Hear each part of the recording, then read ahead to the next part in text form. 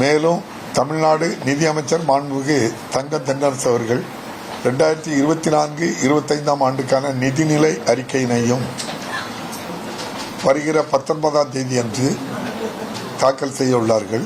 தொடர்ந்து 20ஆம் தேதி 2024-25 ஆண்டுக்கான முன்பண மானிய கோரிக்கையினையும் வருகிற 21ஆம் தேதி 23-24 ஆண்டிற்கான முன்பண செலவு மானிய கோரிக்கையினையும் தாக்கல் செய்ய உள்ளார்கள் என்பதை தெரிவித்துக் கொள்கிறேன். எதிர்கட்சி தலைவர்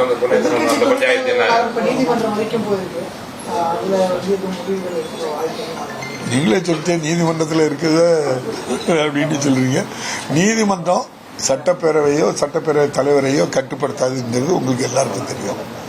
இப்போ நீதிமன்றத்தில் போய் அவங்க கேட்டிருக்காங்க. நீதிமன்றம் என்ன தீர்ப்பு வழங்குதோ அது வேற சமாச்சாரம். ஆனால் சட்டப்பேரவைக்குள்ள ஒரு உறுப்பினரை எங்க அமர வைக்கணுங்கிறது முழு உரிமையும் சட்டப்பேரவை தலைவருக்கு தான் உண்டுன்னு சொல்லி நானும் சொல்றேன். இதுக்கு முன்னால இருந்த மாண்புமிகு சபாநாயகர் தனபால் அவர்களும் அதை சட்டமன்றத்திலேயே வெளிப்படையாக சொல்லி இருக்கின்றார்கள்.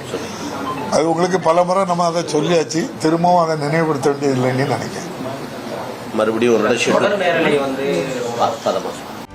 செய்திகளை உடனுக்குடனும் துல்லியமாகவும் தெரிந்து கொள்ள சப்ஸ்கிரைப் பண்ணுங்க.